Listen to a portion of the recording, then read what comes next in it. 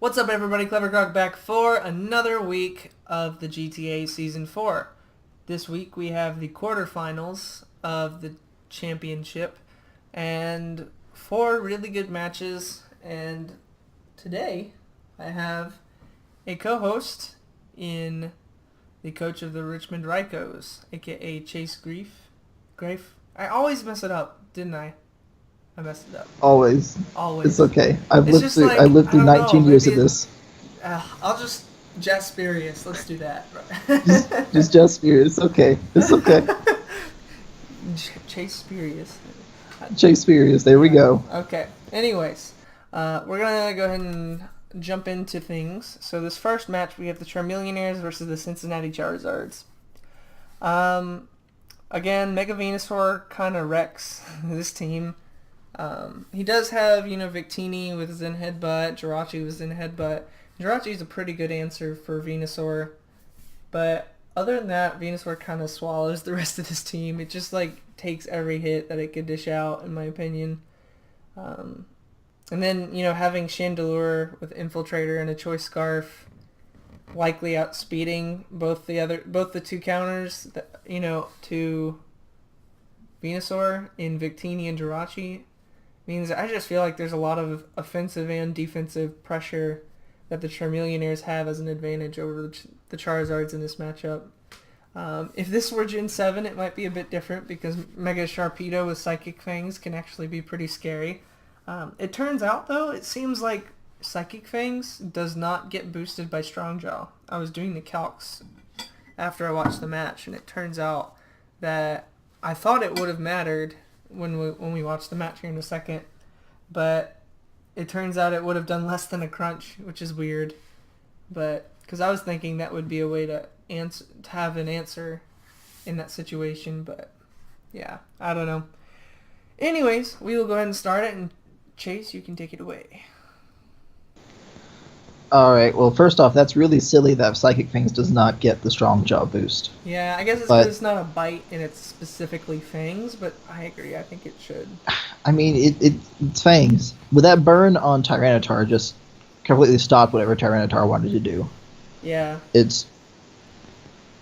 You can't use Tyranitar after it's burned, honestly, unless you have a heal bell on your team, which I really don't think Fiha does.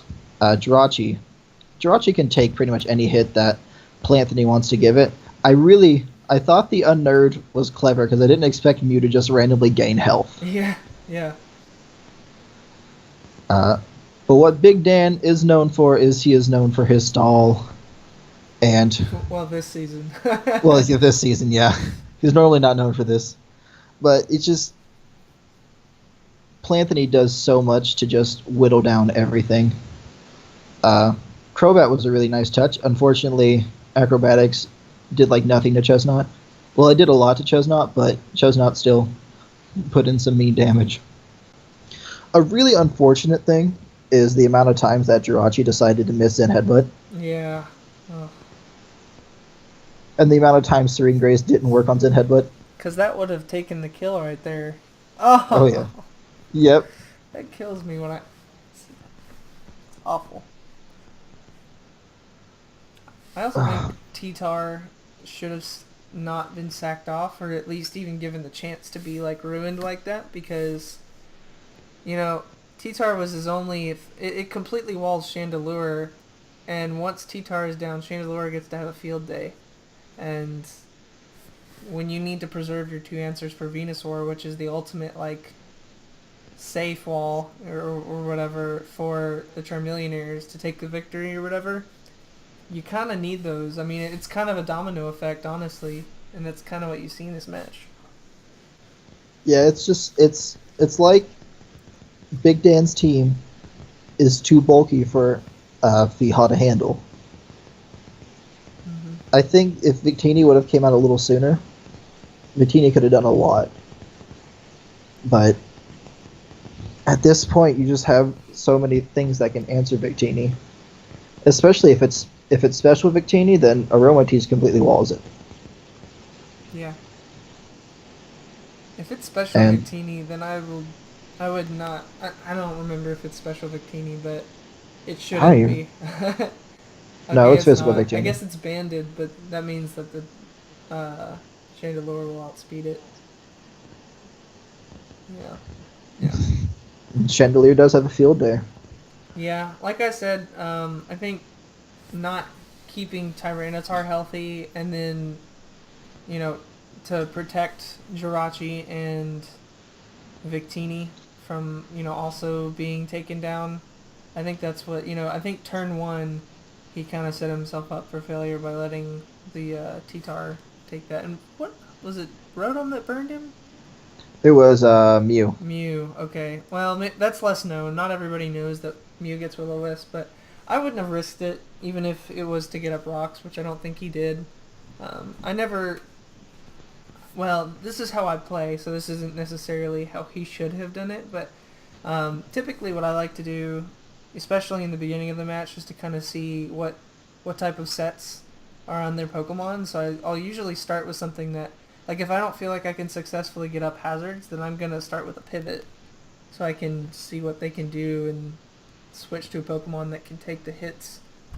So I feel like that might have benefited him if he had started out with like Jirachi with U-turn, if it had U-turn, or Victini with U-turn or something. Because I think not knowing what Mew is going to do and risking like your... Honestly, Tyranitar is probably the second... It's the most important Pokemon in early game, but the second most overall, and letting it get dropped like that, not having like heal bell or something on Jirachi is, I think, why the match went the way it did.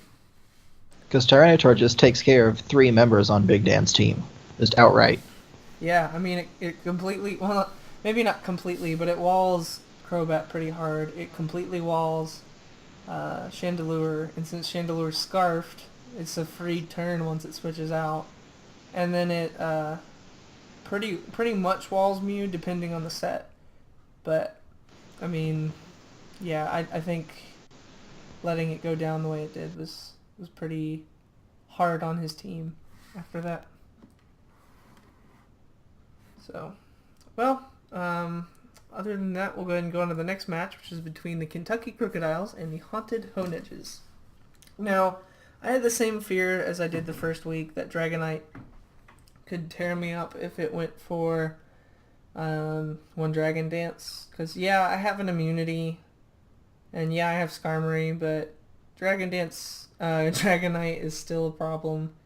Mega Alakazam is pretty much a problem. The only thing is, I have Sucker Punch on Honchkrow, which one-shots it into oblivion. So I had that, and I knew I had to bring it. But other than that, I didn't feel super comfortable with the matchup.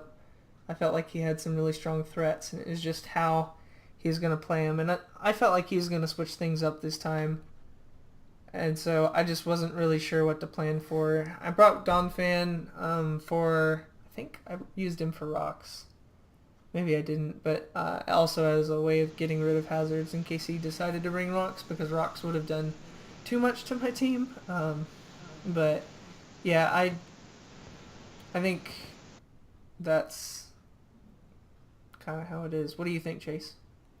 You did bring Donphan for rocks. Yeah. A really big threat that I see is that Torterra. Unless you had an ice move on any of your Pokemon, then Torterra is like a monster. Yeah. Yeah. I feel like Dragonite really isn't a problem. I mean, unless it's G-Dance against your Gardevoir. And you've just got a really good matchup with Honchkrow. Let's be honest. His Mega's not scary when you have a Sucker Punch stab Pokemon on your team. Yeah, that's true.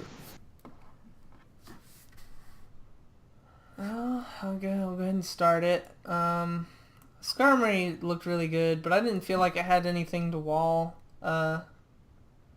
Alakazam if it was given the opportunity to deal any damage. I played the first turn pretty poorly. I should have just gone for the Earthquake, because basically we ended up trading, our first Pokemon for no reason.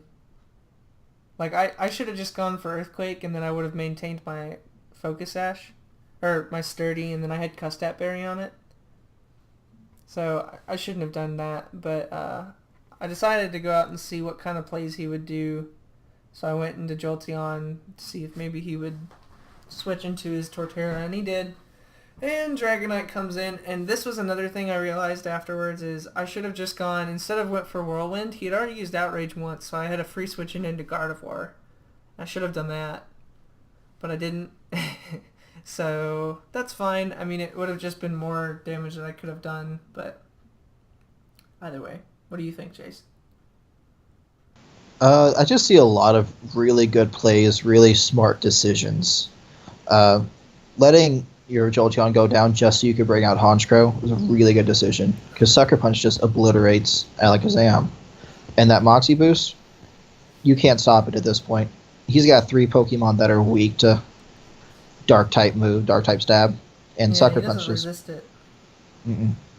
I will say, it wasn't exactly a play that I was going to make. I thought it was smart that he brought out the Mega Alakazam on the Volt Absorb, because that didn't occur to me, so I was actually going for Volt Switch, and he ended up getting a crit on Focus Blast, because I had Assault Vest on Jolteon, so I would have lived that.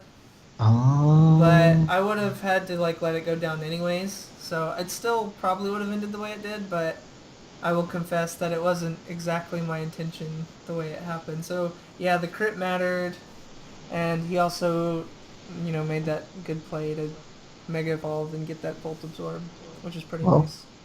Then I take back your good playing decisions. That's okay. It's okay. I'll accept it. The other thing is that Dragonite is not something you should take up against Skarmory. Yeah. Especially I've noticed that, and this is something that everybody can consider as far as next season goes, but you shouldn't lead with your sweepers usually, unless you just feel like there's nothing that they can do to stop it. Usually you want to kind of figure out what the opponent's team looks like and what it does. You also want to kind of see what sets it's running, what items it has, what moves it has. If you start out trying to set up and sweep with Dragon Dance or just going for damage, it allows the opponent to do whatever they want because they know they can do, I had Skarmory, for example, so I just was able to set up spikes and then force Dragonite out, and so I got free spikes up, basically. And I think it would have been smarter to... He didn't lead with Dragonite this time, I don't think. I think he started with Excadrill, actually, but... Same thing still applies. He brought it out in the time that it wasn't ready for. Dragonite was very much a late game sweeper in this matchup. And bringing it in when I still had the Skarmory was, I think, detrimental. But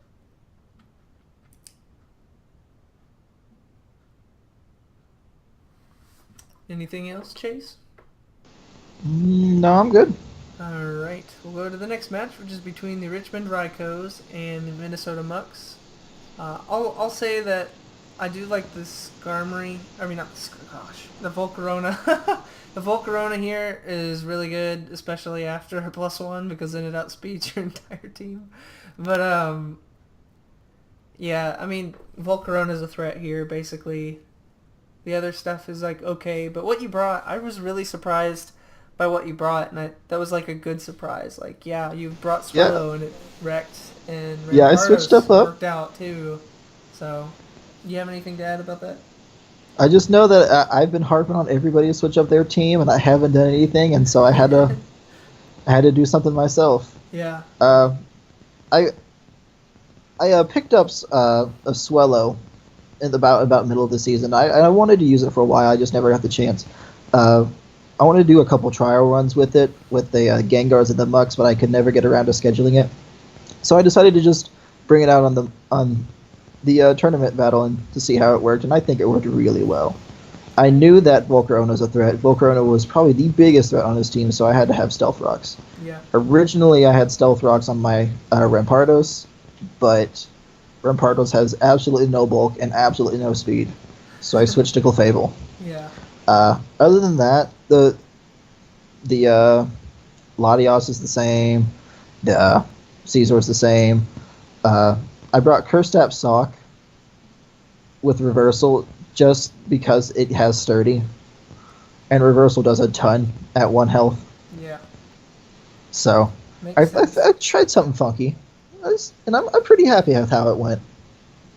Yeah, I feel like it was pretty cool on both sides. I think there were some pretty significant misplays on the Muck side, but I think it was played really well on both sides. You could The, tell that like the Mucks had learned a lot from oh their yeah, season and from last season. Like going for Thunderwave was really smart. Um, the red card was smart too. yeah, That was unfortunate. The Dragon Tail into a Swallow. yeah, yeah. Getting it the free setup, It but just does so much. it does. It really does. And the cut stop trigger wrecked. I don't know if the crit mattered, honestly. I hope it didn't, but it probably did. I'm just really happy with how Rampardos and Swellow and Salk all went. Yeah, I feel like I hope it took them by surprise. I think it did.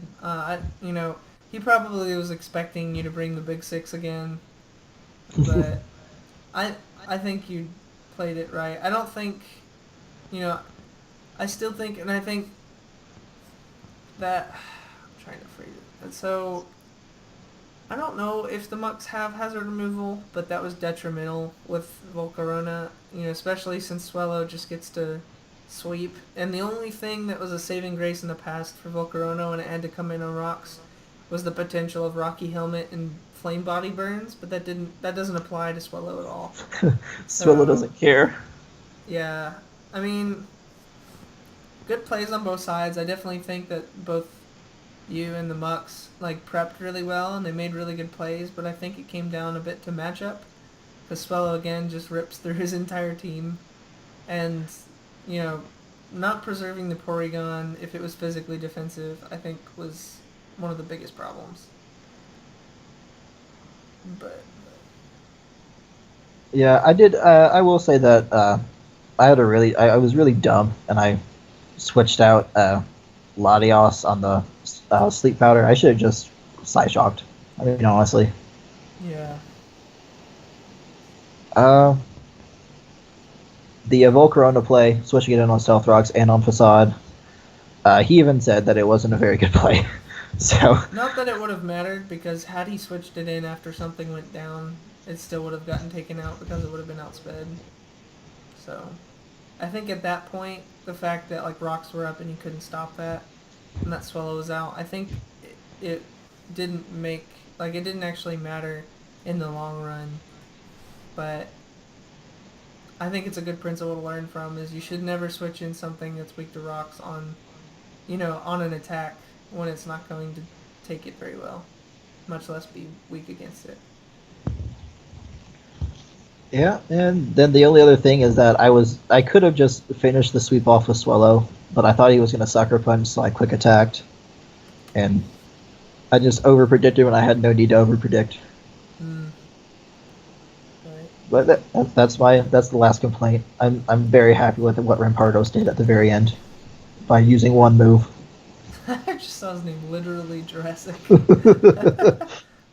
Nice. Alright, well, we'll go ahead and go to the last match, which is between the Because I'm Zubatman and Feliday. And this match was pretty good, too.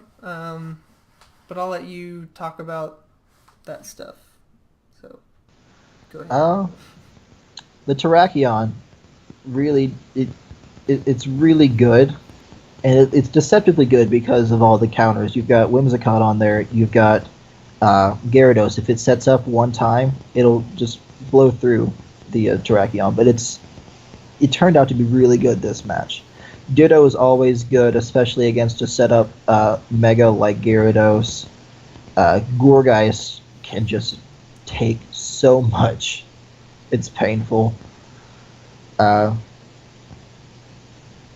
I'm not really sure why Houndoom was brought. It's kind of confusing to me. I don't think that Houndoom was really needed, but it didn't really get used, so there's not much on that front. I love me some Dedenne. I wanted Dedenne. He stole it from me. I was running out of points. It's really upsetting, but Nuzzle Dedenne with a Pataya Berry and Cheek Pouch is just so fun. and then you can recycle, and you can just keep it going. Oh boy. Volbeat was another one that I'm a little confused on. Did it have Infiltrator or did it have Prankster? I think it had Prankster, but my thing was, I don't know why he brought two Pranksters that do essentially the same thing. Yeah, that too. He didn't And have any then, special attackers if you look at his team. Like, he has Whimsicott, kind of, but... oh yeah, yeah. Apparently, Whimsicott's the only one. But other than that, I feel like Justified had the better team, just with Terrakion alone, honestly, and uh, not Zekrom, Zapdos, not Zekrom. Zekrom would be worse. Zekrom would be so much worse. Alright, we'll go ahead and start the match. So, yeah, like he said, I'm seeing the Damp Rock, he's going to set up Rain. So, he should not have stayed in against a Ghost type that commonly carries Will-O-Wisp. And Beartic just doesn't have that much sweeping potential without a Life Orb. So, yeah, you've set up the Rain so you can outspeed, but you're just going to get drained down now because you can't do anything. And so it was kind of wasting the opportunity to use it against something like Zapdos or, honestly, potentially, Mega Pinsir if he could live a hit from it. Bringing in the Whimsicott and forcing it out with Encore was smart. But here, just some weird switches that happened. I'm not really sure what their decisions were. I guess he switched in the Volbeat because he didn't care if it got burned. Toxic was good. But yeah, it's just kind of right now it's just there's switches back and forth. I guess just trying to get an edge on each other. I'm not really sure why he went for Bug Buzz because it would have done neutral damage and Volbeat's not known to be an attacker. So, going for Bug Buzz at that point was still not the best because it wasn't going to do much. It was resisted and he got lucky with the crit. So, he's just basically letting him set up at this point. And he doesn't have any priority as far as I can tell. And yeah, Whimsicott has Infiltrator, so he could have been Infiltrator and gone for Stun Spore or something. But other than that, which he wasn't, he was Prankster. But at this point, it's just over. He needed to... and he probably didn't know that Dragon Tail didn't switch out when there's a sub. I believe Whirlwind does, but Dragon Tail does not. So... Yeah, Whirlwind and Roar both do that. Yeah. So. But Terrakion just can't be stopped. The Moonblast was smart, but at this point, again, it's over. Mega Pinsir could have cleaned up a long time ago. Oh, yeah. But, again, Mega Pinsir, once the Gyarados is gone, Mega Pinsir kind of cleans up no matter what. So, yeah. That's about it. It's pretty straightforward after that. Mm-hmm. Some good early plays, but towards the end it was pretty much in Zubatman's favor. So, but good matches overall. Yeah, good first round. We've got another round, and I think we've got 2 matches in the semifinals. So we'll check back next week for that one because we'll definitely be talking about those. They'll be good. One of them has been done, and the other one is to be done. So. Looking forward to seeing how those turn out, and we will talk about those next week. So thank you all for watching, and thanks Chase for joining us today. Oh, thanks for inviting me. No problem. And I will see you all next time. See ya. Thanks for watching, guys. If y'all enjoyed the video, go ahead and leave a like, and if you want, subscribe for more videos. Hope to see y'all in the future, and thank you for watching.